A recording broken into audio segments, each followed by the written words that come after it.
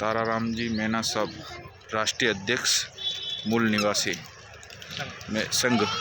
मैं साहब आपसे ये हाथ जोड़कर निवेदन कर रहा हूँ, जो अपन परिवार, ये कार्तिक के परिवार 2 महीने और 15 दिन हो चुके हैं, इनको न्याय क्यों नहीं मिल रहा है? क्या कारण है, क्या वजह है सर? देखिए, पहली बात तो ये है कि कार्तिक का ही मामला नहीं, कार्तिक तो हमारा भाई था और कार्तिक को न्याय मिलने की बात के लिए पूरा सभी लोगों ने जो है अपना प्रयास किया है और परिवार तो आज भी न्याय के लिए यहाँ पर बैठा हुआ है। लेकिन न्याय क्यों नहीं मिल रहा है, ये आपका सवाल है। क्यों नहीं मिल रहा है, इसके पीछे एक सिस्टम जिम्मेदार है, एक व्यवस्था जिम्मेदार है। जिस व्यवस्था के तहत ऐसे लोग सत्ता में काबिज हो जाते हैं जो लोग हमारे लोगों को दबाना चाहते हैं, कुचलना चाहते हैं।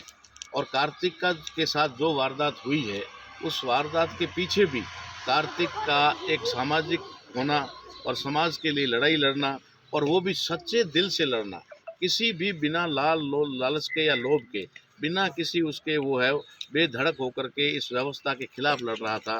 जो व्यवस्था देश के अंदर हमारे लोगों को गुलाम बनाने के लिए, हमारे लोगों को दास बनाने के लिए, उनको कुचलने के लिए, उनकी ज़मीनें हड़पने के लिए लेकर के जो व्यवस्था चल रही है, उस व्यवस्था के खिलाफ जब वो लड़ रहा था तो लड़ाई उनके खिलाफ थी, इसलिए वो उनका शिकार हुआ।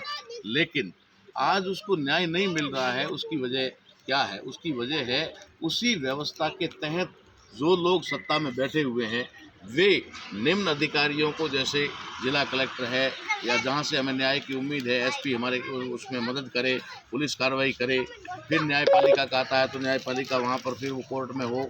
लेकिन शुरुआती दौर में पुलिस और प्रशासन के द्वारा जो कार्रवाई होनी चाहिए, वो कार्रवाई इसलिए नहीं होती है क्योंकि ये मामला, कार्तिक भील की हत्या का जो मामला है, वो जिस व्यक्ति से रिलेटेड है या जिसमें वो इन्वॉल्व है, वो बहुत ही ताकतवर आदमी है। उसके बारे में बहुत ही कह सकते हैं कि संपन्न और सत्ता को प्रभावित करने वाला आदमी है। इसकी वजह से उसको न्याय मिलने में दिक्कत आ रही है, क्योंकि हमारे जो अधिकारी हैं वो नाम मात्र के अधिकारी होते हैं, उनके पास में किसी प्रकार के अधिकार नहीं होते। जैसे कि ये बात मैं पहले ही बता चुका और अभी भी बताना चाहूँगा कि कलेक्टर साहब हो चाहे एसपी साहब हो, उनकी जो पोस्टिंग होती है वो वहाँ के लोकल एमएलएज की डिज़ायर पर होती है, मांग पर होती है। तो वे लोग यहाँ आते हैं तो एमएलए जो उनकी वजह से आते हैं, पोस्टिंग सरकार करती है और सरकार में एमएलए वगैरह जो चाहते हैं वैसा होता है। तो यहाँ पर भी अधिकारी विवश हैं और मजबूर होते हैं कि वो उनके द्वारा ही जो है पोस्टेड किए होते हैं, लगाए हुए होते हैं, तो उनके बिना उनका काम नहीं चलता। इसलिए वो अधिकारी होते हुए भी अधिकार से वंचित है और वो अधिकार, अपने अधिकारों का उपयोग नहीं कर पाते, जिसकी वजह से आज ये परिवार 2.5 महीने से लगातार संघर्ष कर रहा है और आज भी इस स्थिति में बैठा है।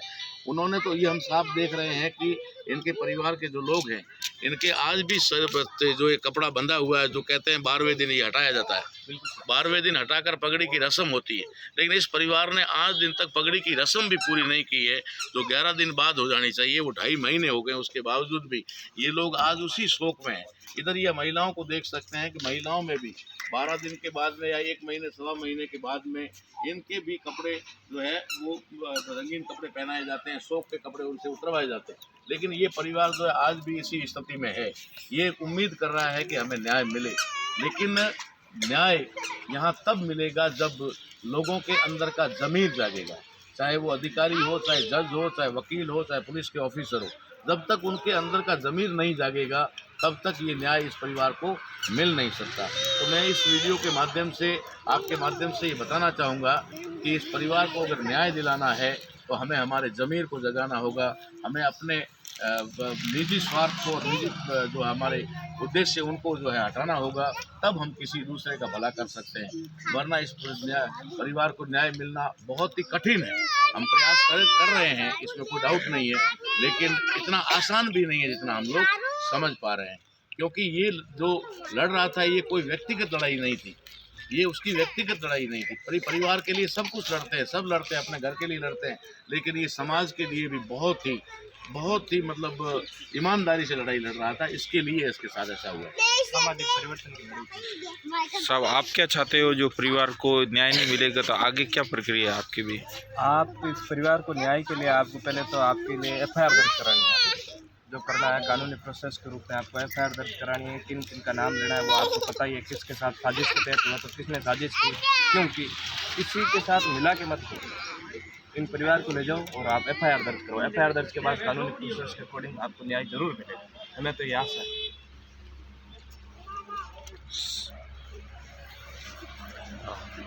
नमस्ते। हम तो ये चाहते हैं आप पूरा परिवार पहले तो थाने में जाओ, वहाँ अपनी रिपोर्ट दर्ज करो। जो भाई की कार्तिक की जिनके साथ घटना हुई, वो घटना की रिपोर्ट थाने में दो। थाने के बाद अगर थानेदार नहीं मानता है तो आप एसपी से मिलो। एसपी नहीं मानता है तो आप आईजी से मिलो। 2 आदमी जाके जो आईजी बैठा है वहाँ मिलो। उसके बाद भी नहीं होता है तो 3 सप्ताह के अंदर कोर्ट में इस्तीफा दायर करो।